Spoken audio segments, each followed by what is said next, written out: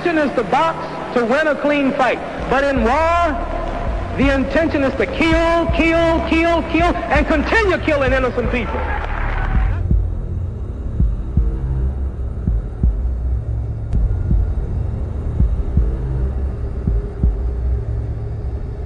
But in 1965,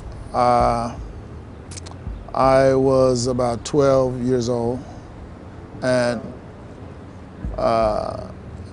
Muhammad Ali, a young man named Cassius Clay, was the heavyweight boxing champion of the world.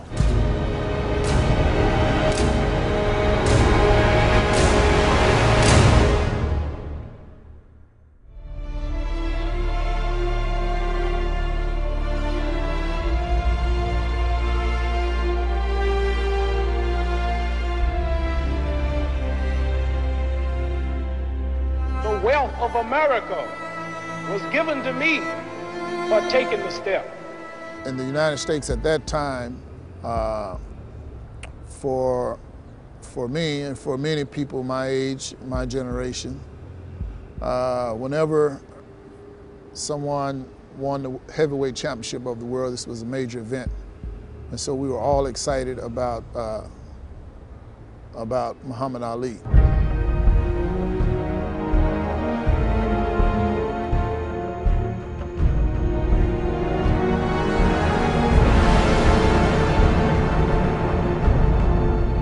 The Negro still is not free. You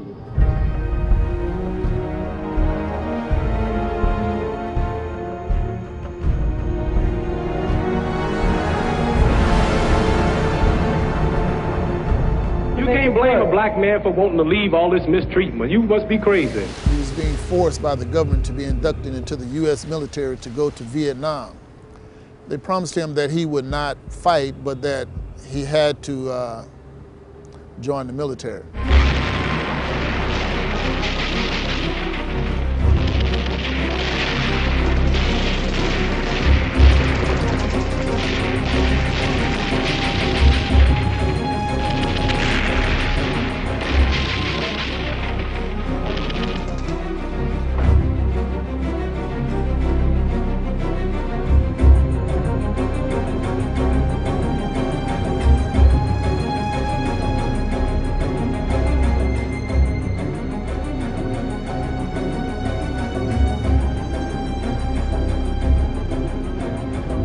Vietnamese crossed the gallantry with Silver Star, gallantry ground combat, 4 air medals, and I was their ribbons.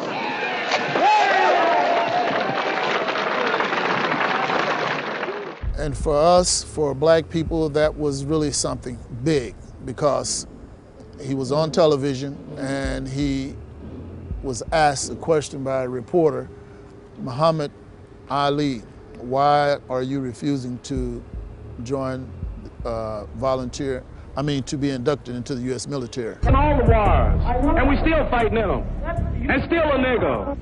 What you mean if I believe in separation? I've recognized the fact that you believe in it. That's what your people believe in. What you mean you don't believe in it? No, you just talking crazy.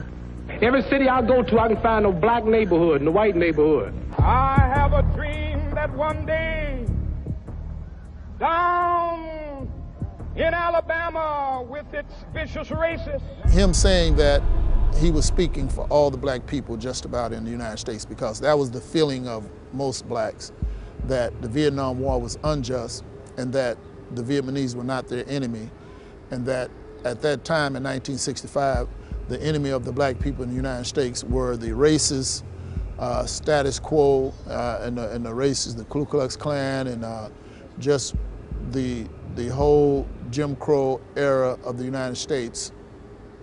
Jim Crow meaning the laws that prevented black people from having equality with white people.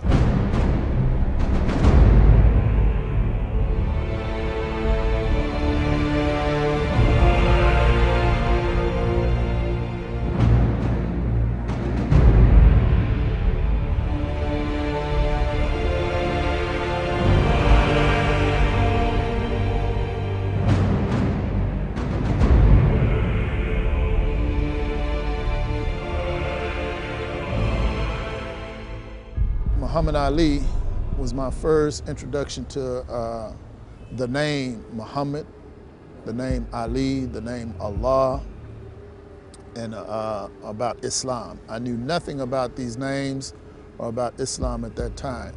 And Muhammad Ali explained to the people that he was a conscientious objector, that he was a Muslim, and that he believed in Allah, and that he believed that war was wrong, and especially a war against the Vietnamese, because he said very succinctly that the Vietnamese has never called him a nigger, have done nothing to him, and that they're not his enemy, and that his religion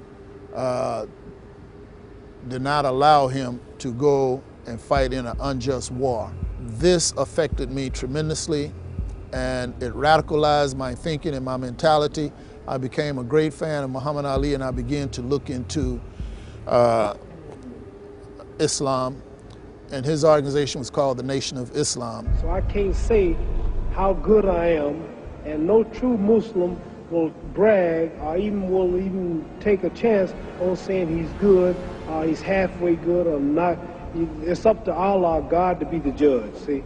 So I'm not going to say one thing about how good I am, because I don't know. We never get good enough. I'm always striving to be right. And you asked me another question, why did I change? Because I was raised a Baptist, and after touring the world, I found out that there are 600 million Muslims on the planet, and all religions are good. I wrote something once, it says rivers, lakes, and streams. They all have different names, but they all contain water. My next influence that actually put me on the path to search for Islam, you know, along with some other events, was when I was in the 11th grade in high school. My eldest brother was in Vietnam, fighting in Vietnam, and he sent me a book back home. The book was called Malcolm X Speaks. It was my first introduction to Malcolm X. I had seen him on television, but I didn't know anything about Malcolm X at the time. He had a tremendous influence on me to the extent that I memorized most of his speeches. I followed his every word, and I believed in what he said. So in my heart, at that time, I believed that Malcolm X was like a messenger to black people. 5 times a day, and the same God that he says that he expresses the existence of is the God that the Christians profess to believe in themselves, and the God that the Jews believe in. One God, the creator of the universe. The Muslims believe in the God that created the universe, and I think the Christians do, and the Jews do. Now, as long as all of them are talking about the creator, the Jews may call him Jehovah, and Christians may have another name for him. Those who are Arabic speaking refer to him as Allah. Well, we believe in the same God. Now, as the Muslim religion advances in the United States, are you modernizing it or sticking with the old faiths? For example, the complete segregation of the sexes. I think that everything today on this earth is being modernized. Religious principles and practices, as well as political and other things. Now, when you went to Mecca, this is a very sacred and forbidden city. I tried to get to Mecca myself and certainly didn't make it, not being a Muslim. But how would they accept you as one? You're an American. There are few American Muslims. This is true, and by being an American and not having not being able to speak the Arabic language, I did strike a snag, a very serious snag, but I was fortunate to have been pretty well known by the officials in Arabia, and they knew too that I had accepted Orthodox Islam. It had been highly publicized in the paper, and I became a guest of the state. I was a guest of Prince Faisal, the present King Faisal, and they made it possible for me to go before the committee, Hajj committee or Hajj court, who examines you. Malcolm X actually was preaching not a pure form of Islam, but a form of Islam mixed with black nationalism, very radical, black revolutionary, Islamic type of thoughts. And this radicalized my mind to the point that I became what you would call a radical, militant, black nationalist, Pan-Africanist thinking type of person. And this helped me to look at things in a different light. I began to think globally about the problem of the injustices that is done to people of color. At the same time, you had Martin Luther King, who was a very Christian man and had a philosophy mixed with Christianity and Hinduism, the philosophy of Gandhi, of peaceful resistance to oppression. And for me, that was not appealing. Malcolm X was more appealing because to me, it was more fiery. And I had a lot of fiery energy in me at the time, you know. And actually, it was hatred, you know, because I hated oppression and I hated the people who were oppressing me and people of color all over the world.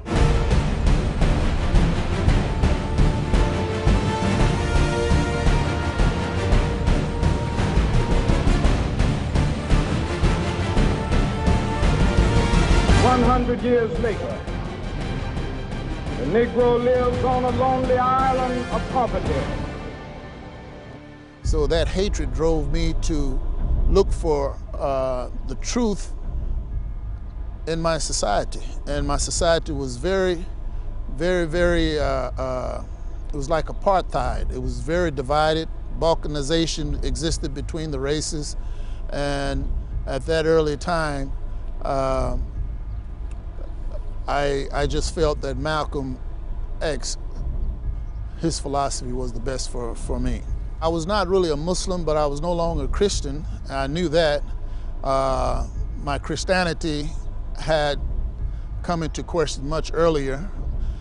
Even before then, I was no longer really a believer in the Trinitarian Christianity. And I think it's something that Allah put in people who are searching for the truth. Allah put in them an inability to accept that there are more than one God. I actually believed there was one God before I became a Muslim. And my parents and my community tried to teach me about Father, Son, Holy Spirit, that there's three manifestations, or that God has three phases. He's the Father, He's the Son, and He's the Holy Spirit. This is the foundation belief of Christianity. Without that belief there is no Christianity. So since I didn't believe in the foundation, I did not believe that, there was no way that I could be considered a Christian. And of course, there was an event that happened early in my life that really turned me against Christianity and put me on the search for the truth.